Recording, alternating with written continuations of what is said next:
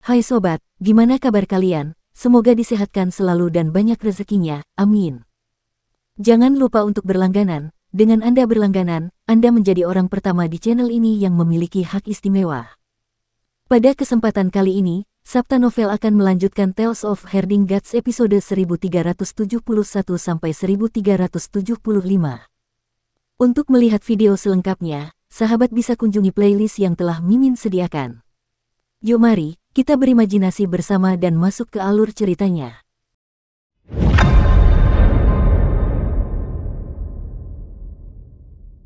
Wei Suifeng menggerakkan tubuhnya. Aku pernah bertarung dengan Kaisar Putih dan Kaisar Hijau sebelumnya, dan aku juga pernah bertarung dengan beberapa penguasa surgawi.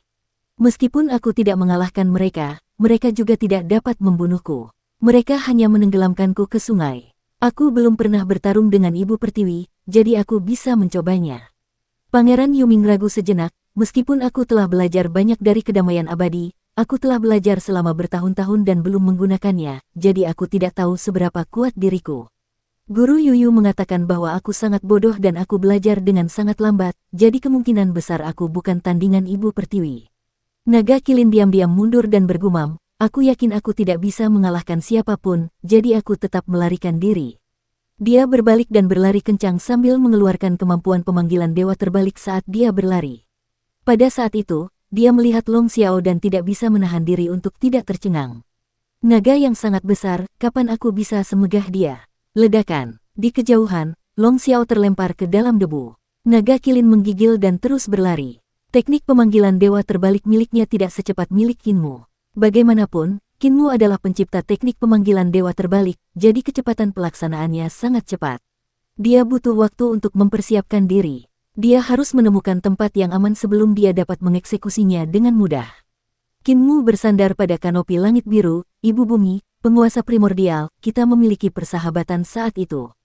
Kamu pernah meminjamkanku inti kayu primordial dan sebotol cairan primordial kekacauan primordial, jadi aku akan memberimu kesempatan lagi hari ini. Jika kamu mundur sekarang, aku tidak akan menghentikanmu. Di masa depan, apakah kamu dan aku adalah musuh atau teman tergantung pada takdir.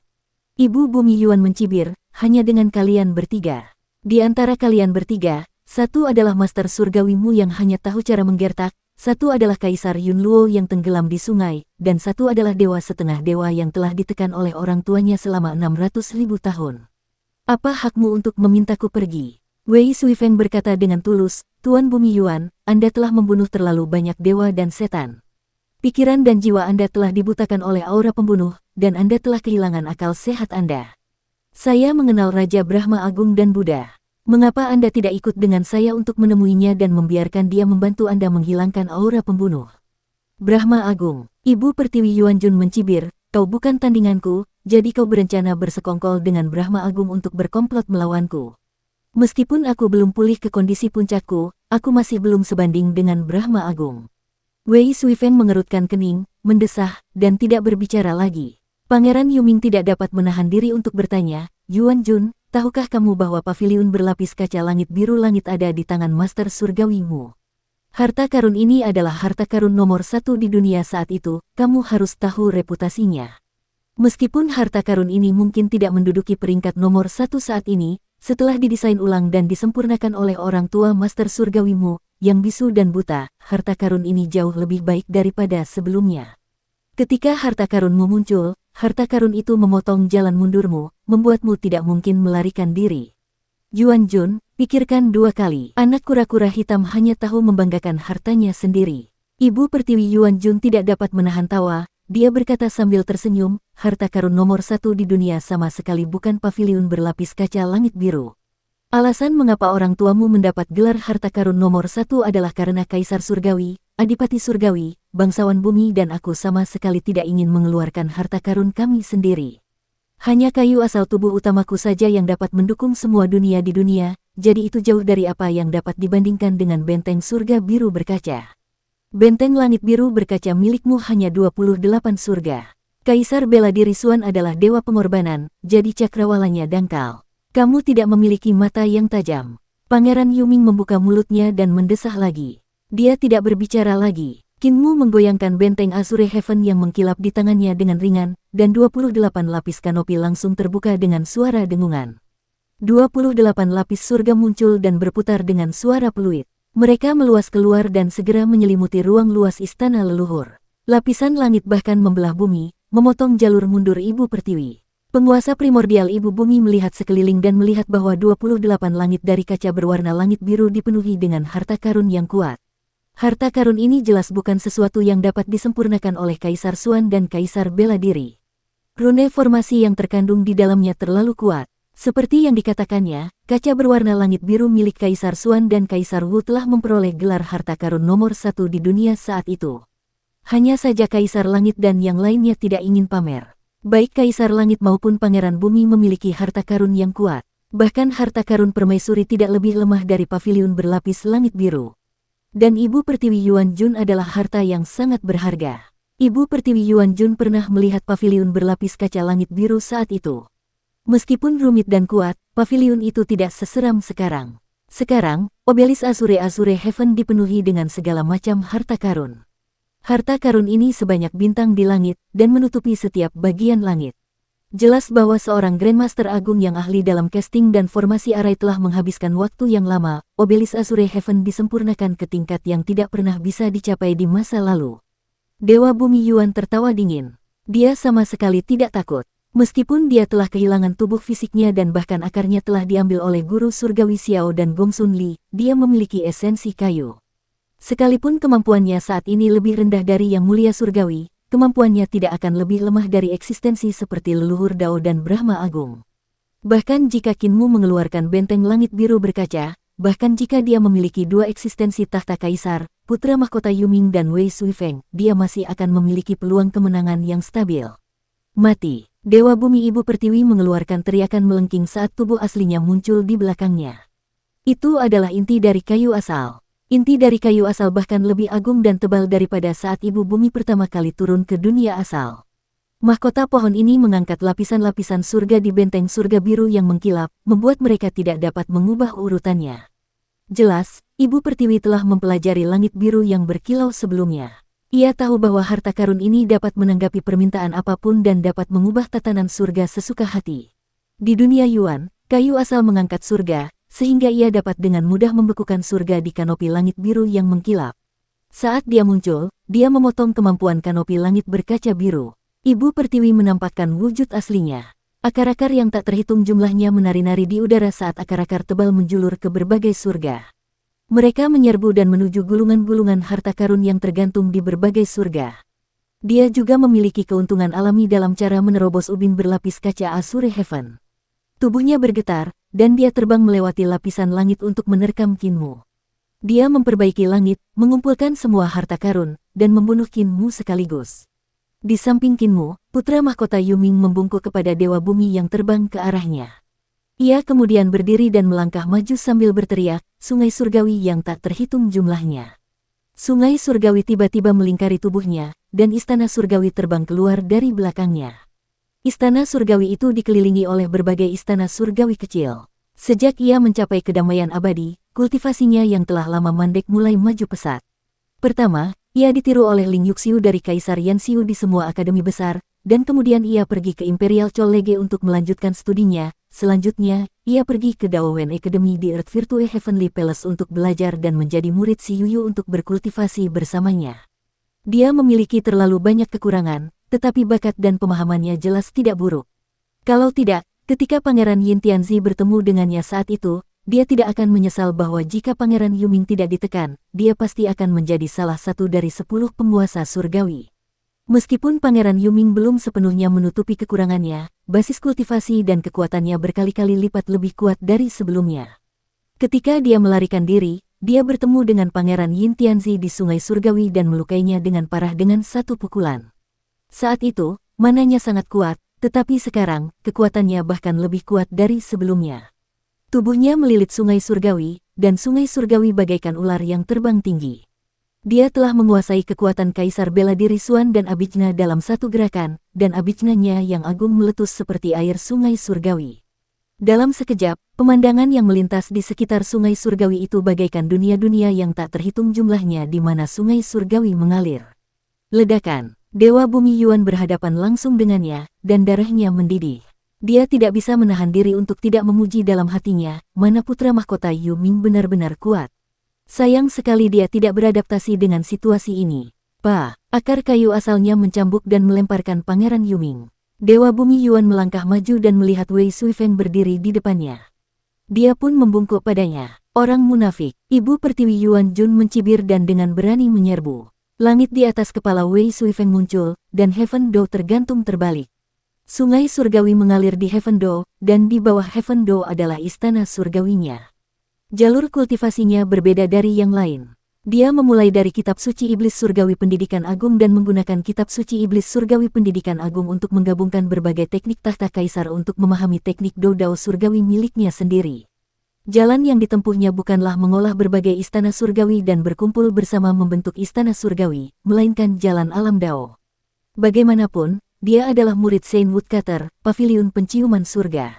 Di antara 3 murid Paviliun Penciuman Surga, dialah yang mengajarinya paling tekun dan paling lama. Ketika Kaisar Pendiri membuka alam Dao, Paviliun Penciuman Surga juga mengajarinya alam Dao. Kalau seseorang perhatikan dengan teliti Do Surga miliknya, dia dapat melihat bahwa di atas sungai surgawi Do Surga, terdapat banyak lapisan Do Surga dan banyak sungai surgawi.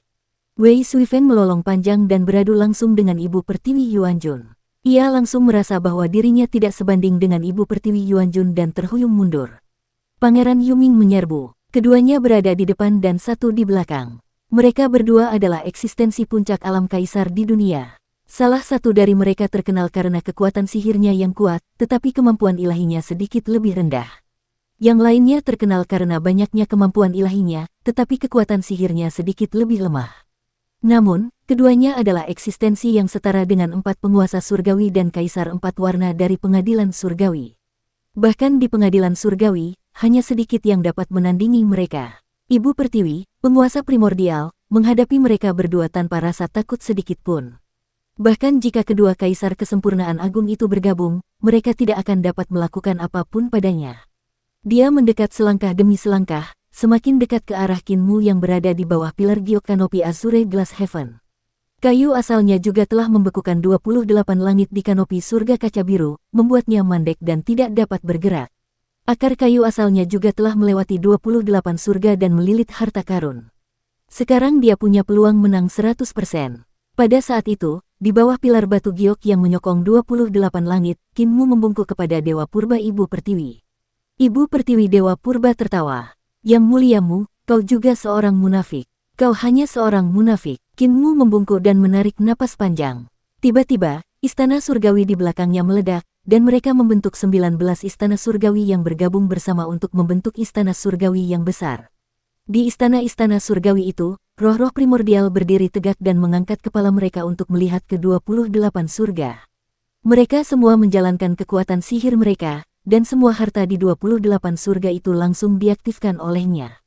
Dang, sebuah lonceng besar berbunyi, dan seketika itu juga akar kayu asal yang melilit lonceng itu pun patah. Bangunan 33 langit bersinar terang, dan setiap lapisan berputar ke arah yang berbeda. Semua jenis tanda formasi meledak dari bangunan itu, berubah menjadi 33 formasi pembunuh yang berbeda yang menghancurkan akar kayu asal. Sebuah sitar menari di udara tanpa ada yang memainkannya. Suara sitar itu membelah akar pohon asal bagaikan pisau panas membelah mentega. Kekuatan berbagai harta karun mekar pada saat ini. Dalam sekejap, semua akar surga terputus. Tiba-tiba, kekuatan semua harta karun surga bermekaran pada saat yang sama. Pola dan rantai yang tak terhitung jumlahnya muncul di sekitar harta karun ini, berubah menjadi berbagai kemampuan ilahi dan susunan pembunuh saat mereka membombardir pada saat yang sama. Ibu Pertiwi Yuan Jun terkejut. Dia buru-buru memaksa Wei Suifeng dan putra mahkota Yu Ming mundur. Ketika dia mendongak untuk melihat, dia langsung melihat pemandangan yang membuatnya sangat terkejut. Harta karun yang tak terhitung jumlahnya di 28 surga mengumpulkan semua kekuatan mereka dan membombardir inti kayu esensi dari segala arah. Itu langsung meratakan mahkota pohon kayu esensi yang telah susah payah dia tanam dan perkuat, benar-benar menghancurkan akarnya. Bahkan kulit kayu aslinya pun dikupas bersih. Kayu asal saat ini telah berubah kembali ke inti kayu asal dan menjadi batang telanjang. Ibu Bumi, Dewa Purba, inti kayu asal diberikan kepadaku olehmu. Kemudian, aku melihat bahwa kau tidak memiliki tubuh, jadi aku memberikan harta ini kepadamu. Suara Kinmu terdengar dan agak acuh tak acuh, itu jelas memasuki telinga Dewa Bumi Primordial. Duke Surgawi keluar dan memintaku untuk mengampuni nyawamu, jadi aku mengampuni nyawamu juga. Berbicara secara logis, dendam di antara kita telah terselesaikan. Ngomong-ngomong, aku tidak membunuhmu, jadi kamu seharusnya berterima kasih padaku karena tidak membunuhmu. Tapi kamu telah menentangku berkali-kali. Di 28 surga, ribuan harta karun bergerak dan berkumpul di puncak surga. Harta karun itu bersinar terang. Harta karun ini memiliki mulut menghadap ke bawah, mulut kuali menghadap ke bawah, permukaan sitar menghadap ke bawah, dan dasar menara menghadap ke bawah. Tiba-tiba, kekuatan semua harta karun itu meledak. Fluktuasi yang sangat mengerikan ini meledak dari surga pertama ke surga kedua, berkumpul bersama dengan kekuatan harta karun dari surga kedua ke surga ketiga, dan kemudian dikombinasikan dengan kekuatan harta karun dari surga ketiga ke surga keempat. Baru saja, kakak senior, putra mahkota, dan aku telah mencoba membujukmu untuk melupakan dendammu dan mencari Brahma Agung. Namun, kau tetap menolak untuk mendengarkan. Kinmu mengeksekusi kaca berwarna Azure Heaven dengan acuh tak acuh, dan kekuatan ribuan harta berkumpul bersama untuk menyerang puncak inti kayu asal. Kekuatannya begitu besar sehingga langsung meledakkan bagian atas inti kayu asal, menghancurkannya menjadi berkeping-keping. Ia menghancurkan semua struktur bagian dalam kayu asal dan membombardirnya sampai ke bawah.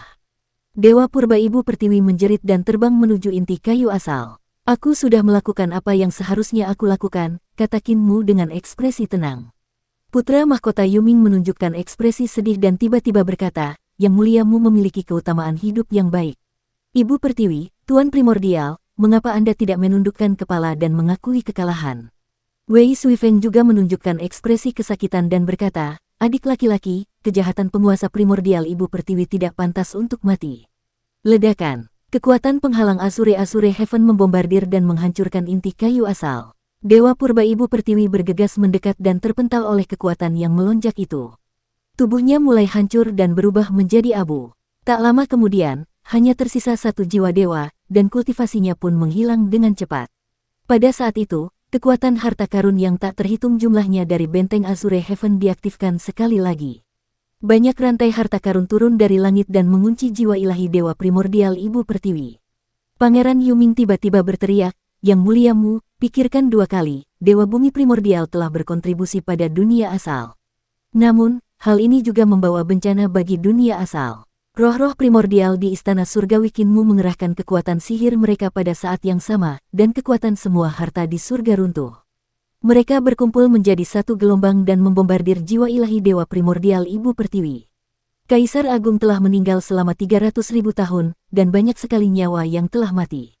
Ibu Bumi pasti yang harus disalahkan. Kinmu memejamkan matanya, dan dia tidak tahan menyaksikan pemandangan ini, jadi dia tidak ingin menontonnya.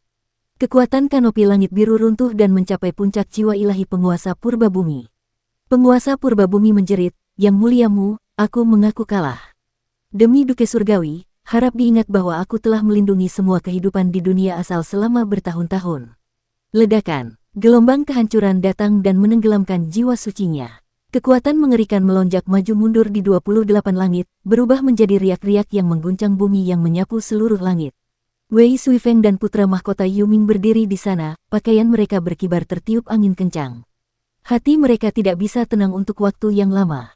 Mereka melihat pasir hitam jiwa Dewa Purba Ibu Pertiwi menari-nari di seluruh surga, tidak dapat berkumpul bersama. Dewa Purba Ibu Pertiwi masih hancur jasmani dan rohani.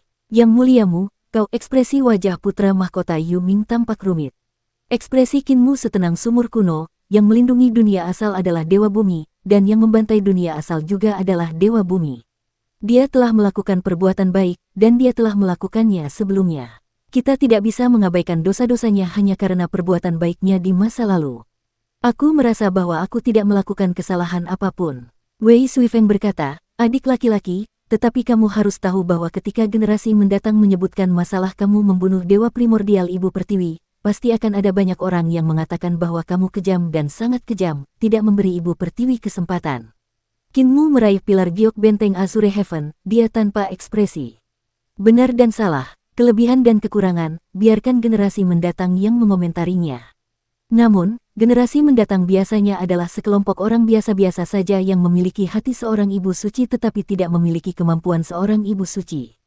Mereka hanya tahu cara berbicara tetapi tidak memiliki kemampuan. Zeng zeng zeng. 28 langit itu berkumpul menjadi lapisan-lapisan kanopi, menyimpan semua harta karun di dalamnya.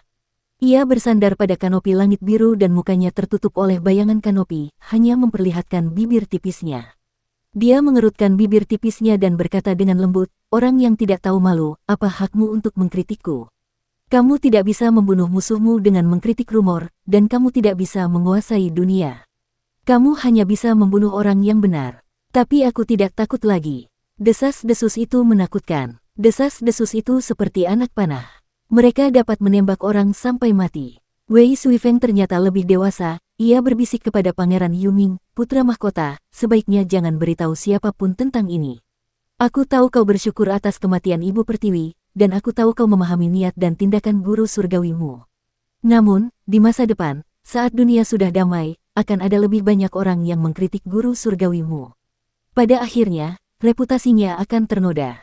Lebih baik sembunyikan masalah ini dari dunia. Putra mahkota Yuming ragu sejenak sebelum menganggukkan kepalanya. Qinmu menggelengkan kepalanya. Kakak senior, ini tidak bisa disembunyikan. Ada jejak pertempuran kita di sini, begitu pula Long Xiao, Qiang Tianfei, Guru Surgawi Gong, dan Kaisar Ilahi Langsuan. Bagaimana mungkin mereka tidak memberitahu siapapun? Tidak perlu terlalu gugup, aku yang melakukannya, jadi mengapa aku harus takut orang lain membicarakannya? Wei Suifeng mengerutkan kening. Meskipun demikian, ketika tindakan para pahlawan tidak dipahami oleh orang lain dan ketika pola pikir generasi selanjutnya tidak sejalan dengan zaman perang, mereka tetap akan mengomentari para pendahulu dan mengkritik tindakan para pendahulu. Pancaran cahaya para senior terlalu menyilaukan, tetapi semakin menyilaukan seseorang, semakin jelas noda di tubuhnya. Bahkan jika itu hanya noda yang tidak penting, noda itu akan membesar seperti lalat yang menemukan luka pada seorang pejuang pemberani, mereka harus bersenandung dan menjilatinya 2 kali. Wei Suifeng sudah terlalu sering melihat situasi seperti itu. Putra mahkota Yuming hanya memiliki sedikit pengalaman di dunia ini, jadi dia tidak mengerti mengapa situasi seperti ini bisa terjadi. Qinmu tidak peduli, tetapi Wei Suifeng merasa dirugikan atas nama Qinmu. Pertempuran pemujaan surgawi sudah mendekati akhir, kan? Qinmu tiba di gunung dewa tertinggi di dekatnya dan memanjat untuk melihat ke kejauhan. Putra mahkota Yuming dan Wei Suifeng datang ke sisinya, dan mereka bertiga melihat ke kejauhan. Di sana, Gong penghormatan surgawi, Kaisar Dewa Langsuan, Qi Tianfei, dan Long Xiao masih bertarung dengan sengit.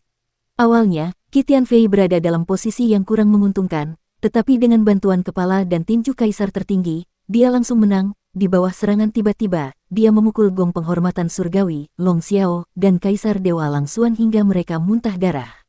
Meskipun kepala kaisar tertinggi tidak memiliki banyak kekuatan dan telah dihancurkan oleh Qinmu hingga tidak banyak lagi yang tersisa dari kultivasinya, yang hanya setara dengan keberadaan di alam tahta kaisar, kesadaran ilahinya kuat.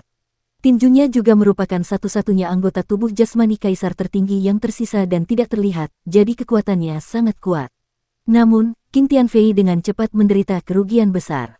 Dia menjadi sasaran para dewa Long Xiao dan Kaisar Ilahi Langsuan, dan ketiga dewa itu menyerangnya bersama-sama, menyebabkan dia terluka parah lagi. Maka, situasi aneh pun terbentuk. Siapapun yang lebih kuat dan memiliki lebih sedikit luka akan diserang oleh yang lain secara bersamaan. Namun, hasilnya adalah 4 kekalahan dan semua orang akan cedera. Pada akhirnya, tidak seorang pun akan mampu meraih kemenangan terakhir. Apakah mungkin bagi kami untuk mengambil sisa-sisanya? Jantung Wei Suifeng berdebar kencang saat dia bergumam, jika mereka berempat terluka parah dan tidak memiliki banyak kekuatan lagi, bisakah kita bertiga bekerja sama untuk menyingkirkan mereka? Ketika dia berkata demikian, jantung Pangeran Yuming tak kuasa menahan diri untuk berdebar kencang karena hati daunnya menjadi tidak stabil. Qinmu menggelengkan kepalanya. Jika kita berempat terluka, pemenang akhirnya adalah Long Xiao. Master Surgawi Langsuan dan Permaisuri Surgawi dari istana adalah tokoh yang telah hidup sejak zaman dahulu kala, jadi mereka tidak akan memberi Long Xiao kesempatan seperti itu. Wei Suifeng sedikit tertegun, tetapi dia segera mengerti apa maksudnya. Putra mahkota Yuming masih tidak mengerti, ini adalah bagian belakang istana leluhur, Wei Suifeng menjelaskan. Bahkan jika Long Xiao terluka, masih ada banyak binatang buas besar yang bisa dia perintah. Jika luka istana pemuja surgawi terlalu parah, Long Xiao dapat mengendalikan binatang buas purba yang besar untuk menyerang mereka. Bahkan jika dia menghancurkan mereka sampai mati, dia masih bisa menghancurkan mereka sampai mati. Pangeran Yuming menyadari sesuatu. Yang Mulia Surgawi ke-10 sangat cerdik, dia tidak akan membiarkan dirinya jatuh ke dalam situasi seperti itu. Namun, dia tetap terjerumus ke dalamnya. Wei Suifeng melirik Qin Mu dan berkata, Kaisar Agung dan Yang Mulia Surgawi telah menderita kerugian besar, jadi mereka dimanfaatkan. Kudengar adik junior itu pernah mengejar Yang Mulia Surgawi sejauh 600.000 mil, membunuhnya sampai-sampai dia bahkan tidak bisa berteriak kesakitan. Qin Mu merasa sangat nyaman di hatinya, sebenarnya, Anda tidak bisa menyalahkan Yang Mulia Surgawi. Pada saat itu, dia bertarung dengan kehidupan kaisar tertinggi yang baru saja bangkit, jadi dia tidak punya pilihan selain melepaskan semua kekuatannya. Jika dia menang, siapa yang berani melawannya dengan kekuatan kaisar tertinggi? Bahkan 10 Yang Mulia Surgawi akan tunduk padanya dan tidak akan berani berpikir dua kali, jadi posisinya akan stabil. Wei Suifeng bertanya, bagaimana dengan istana leluhur yang memurnikan kepala kaisar tertinggi? Itu karena kaisar tertinggi dihancurkan oleh Dewa Surgawi keempat. Belum lagi kaisar tertinggi tidak dalam kondisi puncaknya, bahkan jika dia dalam kondisi puncaknya, dia akan tetap dihancurkan oleh Dewa Surgawi keempat. Jika dia tidak melarikan diri dengan cepat, bahkan kepalanya tidak akan tersisa. Qin Mu tersenyum. Mengumpulkan sisa-sisa tidak akan semudah itu. Dukung terus channel YouTube Sabta Novel. Saat dia berbicara, beberapa riak dahsyat tiba-tiba datang. Long Xiao terluka parah dan terbang ke langit untuk melarikan diri. Luka-lukanya sangat serius. 7 dari 9 kepala dan lehernya patah, dan dia terkulai lemah. Sisik naga di tubuhnya hampir hancur total, jadi dia tidak punya pilihan selain melarikan diri. Jika dia terus melawan, asal-usulnya akan terluka. Tepat saat dia melarikan diri, Putri Qitian tiba-tiba tertawa kecil dan meninggalkan gong yang terhormat dari surga dan Kaisar Ilahi Langsuan di belakang. Dia terbang ke kejauhan, dan sosoknya menjulang semakin tinggi. Dia kemudian membentuk altar pemanggilan terbalik di langit. Ekspresi Qin Mu sedikit tenggelam. Selir Gao Tian mampu mempelajari seni pemanggilan terbalik, itu pasti berkat Su Jun dan naga kilin. Su Jun membawa segel besar yang digunakan Qin Mu untuk menekan kepala kaisar tertinggi dan terpengaruh oleh kesadaran ilahi kaisar tertinggi. Ketika naga kilin mengajarkan Su Jun seni pemanggilan dewa terbalik, kaisar tertinggi juga telah mempelajarinya. Tolong jangan ungkapkan identitasku. Selir Gao Tian bangkit semakin tinggi dan altar pengorbanan pemanggilan terbalik diaktifkan, menarik tubuhnya ke depan istana leluhur, tawa lembut terdengar dari langit. Karena jika kau mengungkap identitasku, aku juga akan mengungkap identitasmu. Penghormatan surgawi Hao akan senang membunuh saudara tirinya, dan para dewa kuno akan senang membunuh ikan yang lolos dari jaring sang pencipta. Kalian bisa berbicara satu sama lain perlahan. Ekspresi wajah Gong yang sangat terhormat dan Kaisar Langsuan sedikit berubah. Namun, apa yang dikatakan Selir Qiang Tian sudah menjadi rahasia umum bagi mereka. Siapa di antara 10 orang yang sangat terhormat itu yang tidak memiliki rahasia yang tidak terungkapkan? Tak satu pun dari 10 guru surgawi itu yang tidak bersalah, termasuk guru surgawi api dan guru surgawi Hao. Semua orang punya rahasia. Bahkan jika mereka saling mengetahui rahasia satu sama lain, mereka tetap bisa menggunakannya sebagai ancaman. Mereka tidak perlu mengungkapkannya. Master Surgawi Gong dan Kaisar Ilahi Langsuan menghentikan serangan mereka dan saling memandang dengan ekspresi rumit. Ibu, aku selalu membencimu karena menjadi sang pencipta. Kaisar Ilahi Langsuan mundur sementara rune berterbangan di sekujur tubuhnya. Dia juga menggunakan seni pemanggilan ilahi terbalik. Dia tidak mempelajari seni pemanggilan ilahi terbalik dari Qin Mu, tetapi dia mendapatkannya dari penguasa purba Ibu Pertiwi dan menyimpulkannya sendiri. Jika kamu bukan seorang pencipta, Kaisar Surgawi tidak akan membunuhmu, dan aku tidak akan menjadi anak haram. Seni pemanggilan ilahi terbaliknya sedikit berbeda dari milik Qin Mu, tetapi juga sangat mistis. Runenya membentuk rantai jalur, dan itu seperti bulu angsa putih yang tak terhitung jumlahnya yang menenggelamkannya. Meskipun aku tahu bahwa aku memiliki identitas yang sangat mulia dalam hidupku, karena identitasmu, aku tidak punya pilihan selain menyembunyikan identitasku. Karena aku terekspos, aku hanya bisa mati. Sosok Kaisar Ilahi Langsuan menghilang, tetapi suaranya tetap ada. Seharusnya aku menjadi putra mahkota, dan dunia ini seharusnya menjadi milikku. Yang Mulia Hao Tian, Xie Wuqi, semuanya adalah adik laki-laki, dan akulah satu-satunya putra mahkota yang sah.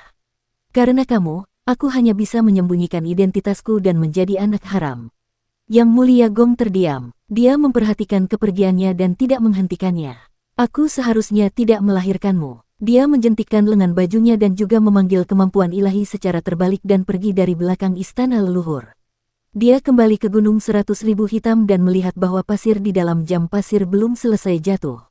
Yang Mulia Surgawi Gong menyingkirkan jam pasir itu dan melayang jauh di bawah tatapan Lan Yutian, Su Senghua, dan yang lainnya.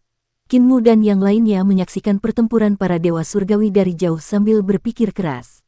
Bagian belakang istana leluhur akan menjadi halaman belakang bagi 3 dewa surgawi. Pangeran Yuming berkata, mereka bertiga telah mempelajari seni pemanggilan dewa terbalik, jadi mereka bisa datang dan pergi sesuka hati. Long Xiao tidak akan bisa mempertahankan tempat ini. Aku khawatir dia tidak hanya tidak akan bisa mempertahankan tempat ini, tetapi Long Xiao bahkan mungkin ditangkap dan menjadi tunggangan. Mata Wei Suifeng berkedip, dia berkata, ketiga orang suci surgawi itu memiliki kemampuan untuk datang dan pergi sesuka hati mereka. Kali ini, mereka terluka, tetapi saat mereka kembali lagi, siapapun yang pulih lebih dulu akan dapat menaklukkan Long Xiao dan menyatukan bagian belakang istana leluhur. Namun, berdasarkan kepribadian ketiga orang suci surgawi itu, mereka pasti khawatir bahwa orang suci surgawi lainnya akan pulih lebih dulu dan menaklukkan Long Xiao. Lalu, hal pertama yang akan mereka lakukan saat mereka kembali, dengan ekspresi aneh, dia berkata, adalah untuk menyebarkan berita tentang bagian belakang istana leluhur kepada para bangsawan surgawi lainnya, sehingga tidak ada seorang pun yang bisa mendapatkan bagian belakang istana leluhur, dan tidak ada seorang pun yang bisa menaklukkan Long Xiao. Dia telah melihat ketiga orang surgawi yang terhormat ini dan memahami pikiran mereka. Karena ada satu orang yang bisa mendapatkan manfaat terbesar, dan kekuatan serta kekuasaannya akan meningkat pesat, kemungkinan orang ini adalah dia hanya sepertiga. Ada 2/3 kemungkinan dia akan kehilangan kekuatannya dan dibunuh oleh orang yang memiliki manfaat terbesar. Kalau begitu, dia mungkin juga membocorkan masalah itu. Jika dia membocorkannya, dia pasti akan mendapatkan 1/10 keuntungan. Ini adalah pilihan terbaik. Adapun Long Xiao, dia hanya punya satu jalan, yaitu dibunuh oleh Dewa ke-10. Manfaatnya hanya 10 bagian, dan Dewa ke-10 tidak akan membaginya dengan orang luar. Namun, Long Xiao tidak dapat dibagi menjadi 10 bagian. Oleh karena itu, Long Xiao yang meninggal adalah Long Xiao terbaik, dan yang terbaik adalah tidak ada yang mendapatkannya. Putra mahkota muda itu tidak dapat memahami liku-liku situasi tersebut. Dia berkata dengan suara teredam, jika 3 orang bangsawan surgawi dibagi menjadi 3 bagian, bukankah manfaatnya akan lebih besar? Karena konflik mereka tidak dapat didamaikan, tetapi konflik antara 10 orang suci surgawi dapat didamaikan. Mereka telah berkompromi satu sama lain sejak era Han yang panjang. Mereka berdua adalah pesaing dan komunitas yang memiliki kepentingan yang sama. Wei Suifeng mendesah sedih. Putra mahkota, kau seharusnya bersyukur bahwa Kaisar Utara telah menindasmu selama 600.000 tahun. Kalau tidak, siapa yang tahu berapa kali kau akan mati dalam 600.000 tahun ini? Pangeran Yuming tersenyum. Aku tahu aku sangat bodoh, jadi aku harus meminta nasihat dari kalian, orang-orang pintar. Dulu, Kaisar Yin dan yang lainnya bersekongkol melawanku dan tidak pernah mengajariku cara menganalisis untung rugi. Namun, kalian adalah teman-temanku dan akan mengajariku hal-hal ini. Wei Suifeng menatap Qin Mu dan bertanya, lalu, apa yang harus dilakukan oleh Yang Mulia Surgawimu, yang tidak termasuk dalam 10 Yang Mulia Surgawi, dalam menghadapi situasi ini? Temukan Long Xiao sebelum dia dibunuh oleh 10 orang suci surgawi.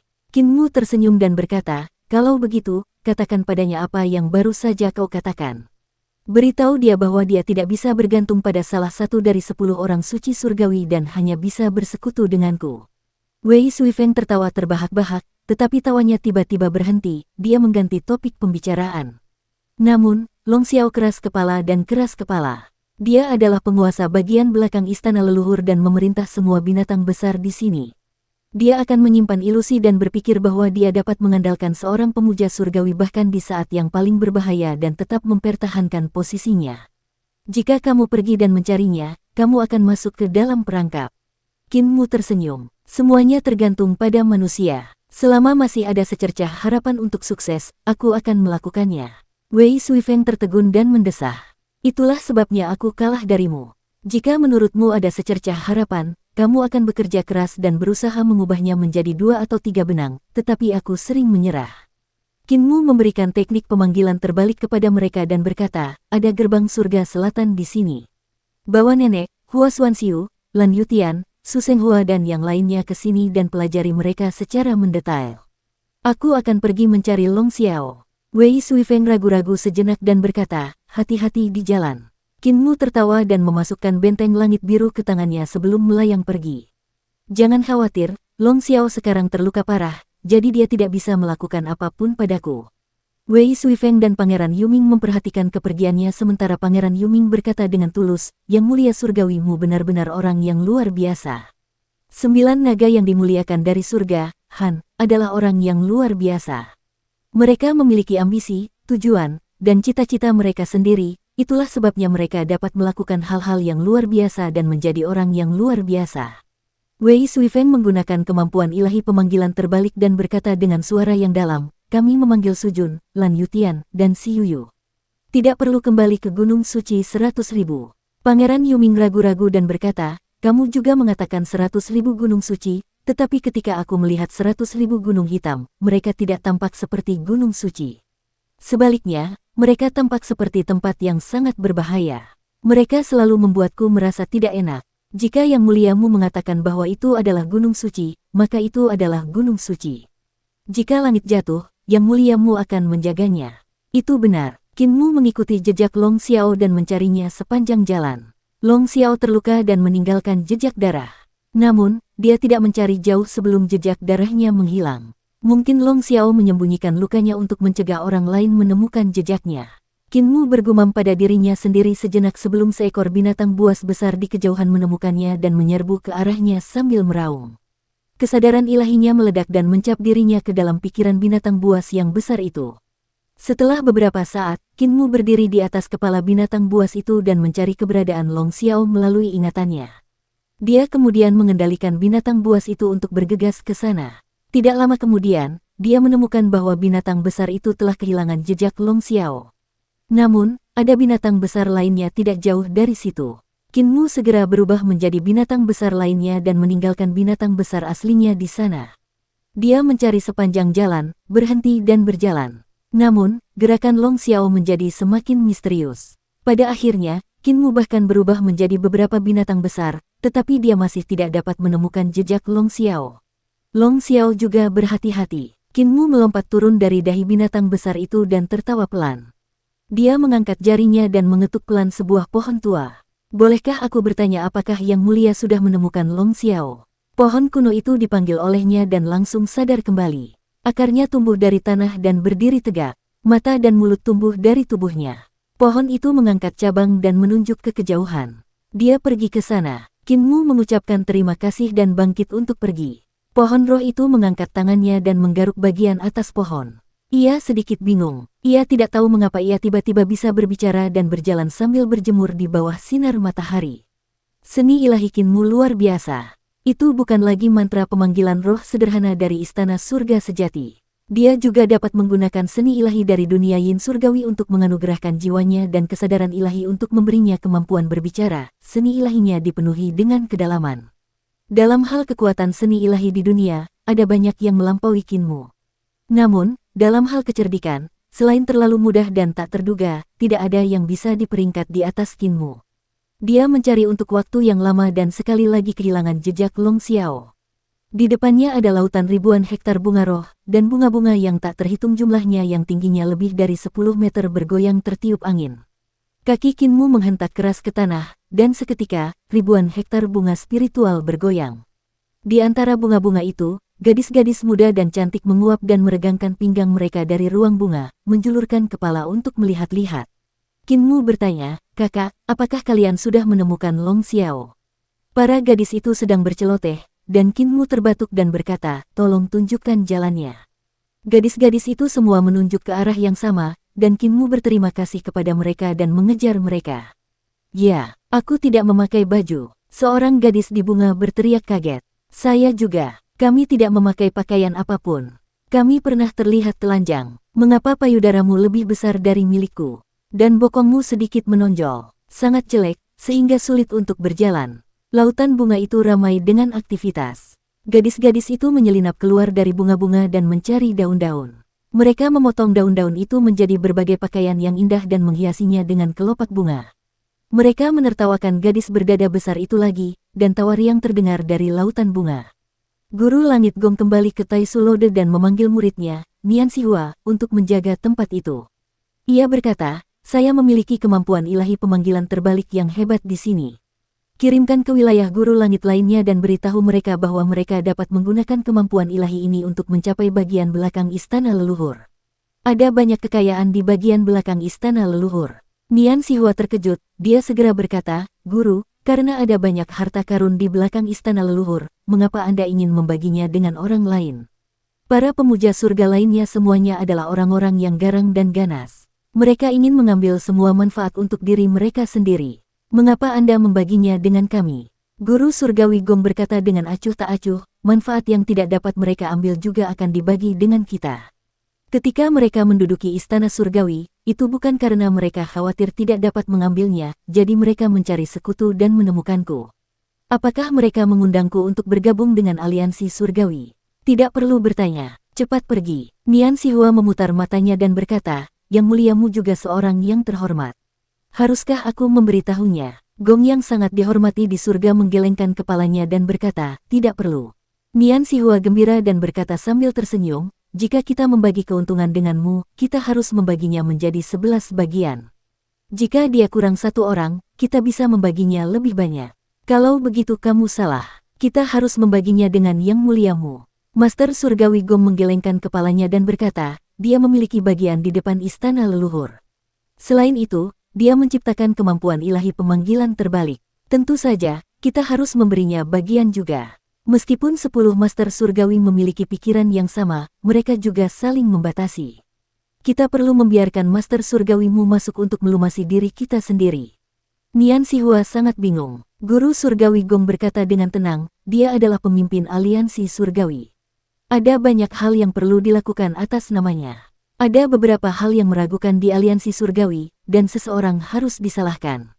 Lagi pula, aku tidak punya sekutu. Aku butuh sekutu di aliansi surgawi. Menarik guru surgawimu ke dalam aliansi surgawi dan menjadi guru surgawi ke-11 di antara 10 guru surgawi dan menggunakannya untuk membatasi guru surgawi Hao dan yang lainnya bukan hanya ideku, tetapi juga ide guru surgawi lainnya. Nian Xihua menggigil. Dia tidak berani menebak apa yang dipikirkan oleh guru surgawi. Meskipun dia berada di alam tahta, 10 penguasa surgawi bagaikan jurang gelap baginya. Mereka tak terduga, kaisar pendiri tidak dapat direkrut ke dalam 10 master surgawi, tetapi master surgawimu seharusnya bisa. Guru Surgawi Gong berkata dengan tenang, kaisar pendiri tampaknya lembut dan jujur.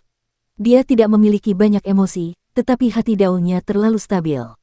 Jika dia memutuskan satu hal, dia tidak akan pernah berubah pikiran. Namun, guru surgawimu berbeda. Guru surgawimu lebih mudah berubah dan memiliki kemungkinan untuk berubah. Anda bisa pergi. Nian Xihua membungkuk dan pergi. Celestial Master Gong menatap Tai Sulode dan matanya berkilat. Dia berkata dengan suara rendah, lagi pula, identitasku sebagai Raja Ilahi Sang Pencipta selalu menjadi bahaya tersembunyi. Dengan identitas ini, sulit untuk menemukan sekutu. Celestial Mastermu tidak membuatku benar-benar tenang. Dia terlalu dekat dengan Dewa Kuno. Dia mengalihkan pandangannya dan menatap ke arah istana leluhur. Ini adalah wilayah Sang Pencipta, tetapi dia tidak dapat menemukannya. Dua musuh Sang Pencipta adalah Kaisar tertinggi dan Dewa Kuno. Di antara 10 dewa, Dewa Api adalah yang paling bersemangat untuk menyingkirkan para Dewa Kuno, tetapi itu hanya kepura-puraan bagi Dewa Api untuk menyingkirkan musuh-musuhnya dan memperkuat dirinya sendiri. Hanya dialah yang benar-benar ingin memusnahkan para Dewa Kuno. 10 orang surgawi yang terhormat dari aliansi surga adalah orang yang diandalkannya. Di belakang istana leluhur, Kinmu sedang mencari sepanjang jalan ketika dia tiba-tiba mengangkat kepalanya dan melihat 2 gunung menjulang tinggi di depannya. Gunung-gunung itu tampak seperti gerbang surga, dan itu tidak lain adalah gerbang surga selatan. Long Xiao seharusnya tidak terlalu jauh. Karena aku sudah di sini, aku mungkin juga akan melihat gerbang surga selatan. Dia menatap gerbang yang terbentuk secara alamiah oleh langit dan bumi. Itu adalah gerbang langit selatan dari istana leluhur, dan gerbang itu jauh lebih megah daripada gerbang langit selatan dari istana surga. Kedua gunung itu dipenuhi dengan api dao, yang dibangun dari tanda-tanda dao. Setiap api dao memiliki tekstur dao besar yang berbeda. Jika leluhur dao ada di sini, saya khawatir tidak akan butuh waktu lama bagi saya untuk menganalisis api dao ini dan memahami banyak rune darinya. Kinmu melangkah ke gerbang surga selatan di istana leluhur dan api Dao mencapai tubuhnya. Api Dao ini sangat aneh, dan ketika menyentuhnya, api itu tidak terasa hangat. Bahkan pakaian dan rambutnya tidak menyala. Kinmu terkesiap kaget dan melewati gerbang surga selatan. Tidak terjadi apa-apa. Dia mundur dan mengamati gerbang itu sambil bergumam pada dirinya sendiri. Tiba-tiba roh primordialnya meninggalkan tubuhnya dan berjalan menuju gerbang surga selatan di istana leluhur. Dia ingin mencoba melewati gerbang surga selatan hanya dengan roh primordialnya, tanpa menggunakan tubuh jasmani. Pada saat roh primordialnya melangkah ke gerbang surga selatan, dia tiba-tiba mendengar suara ledakan keras yang bergetar seperti lonceng besar. Suara Dao yang sangat keras segera terdengar di telinga roh primordial Kinmu. Begitu agungnya sehingga membuatnya merasa seolah-olah telah memasuki pintu Dao, membawa dampak yang tak tertandingi pada hati Dao-nya. Tidak heran tidak ada seorang pun di zaman kuno yang dapat menemukan rahasia 4 gerbang surga besar, karena pencipta zaman itu tidak memiliki roh primordial sama sekali. Tiba-tiba dia tersadar, dan pada saat itu, dia merasakan kekuatan api jalur gerbang surga selatan. Api jalur itu menyerbu roh primordialnya dan membakarnya dari segala arah, bahkan memasuki kesadaran ilahi dan ki vitalnya. Itu adalah rune Dao Agung yang telah disempurnakannya. Ini adalah bentuk penempaan. Ada bahaya roh primordialnya berubah menjadi abu oleh api jalan, tetapi dia juga akan menerima penempaan gerbang surga selatan dan melangkah maju. Dia membiarkan api membakarnya saat dia terus berjalan maju. Dia bisa mendengar suara Dao yang ajaib di telinganya. Kinmu memperlambat langkah kakinya dan membiarkan api jalur memurnikan tubuhnya. Tanpa disadari, dia memiliki banyak perasaan dan wawasan. Saat dia melangkah lebih dalam, perasaan indah yang dibawa oleh suara Dao semakin tumbuh. Namun, semakin dalam ia menyelami, semakin kuat pula kekuatan api Dao. Api itu mulai mengancam keselamatan roh primordialnya.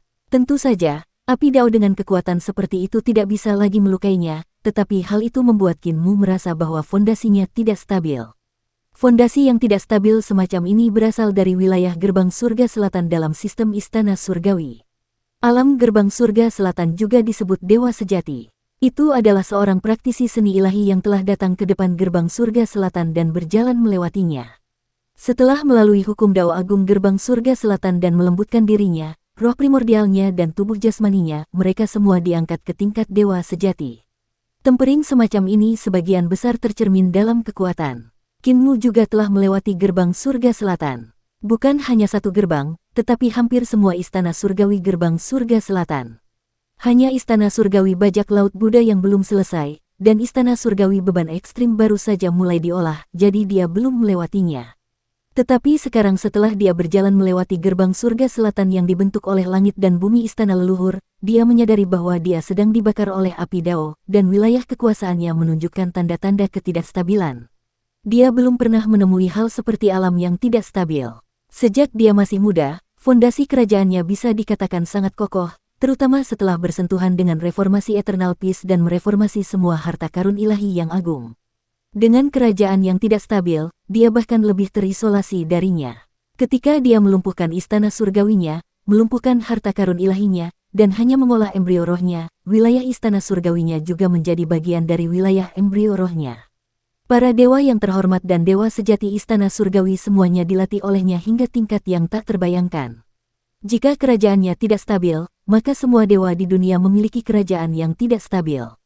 Ini adalah kesempatan bagiku untuk mencapai kesempurnaan agung gerbang surga selatan. Dia memfokuskan seluruh perhatiannya untuk memahami api Dao di sekelilingnya, mendengarkan suara Dao, dan memahami kedalaman gerbang surga selatan dengan sepenuh hatinya. Pada saat itu, 2 mata besar tiba-tiba muncul di langit di atas gerbang surga selatan. Mereka bersembunyi di balik awan dan menatap roh primordial Kinmu, yang sedang memahami gerbang surga selatan. Mereka kemudian mengalihkan pandangan mereka dan mendarat di tubuh jasmani Kinmu. Di langit, janggut naga panjang jatuh tanpa suara dan diam-diam melilit tubuh jasmani Kinmu sebelum perlahan-lahan menyimpannya. Akan tetapi, roh primordial Kinmu di gerbang surga selatan tampaknya masih belum menyadarinya. Aku menunggumu memohon padaku untuk menjadi tungganganku. Hehe, sebuah tawa rendah terdengar dari langit, dan kedua mata itu pun menghilang.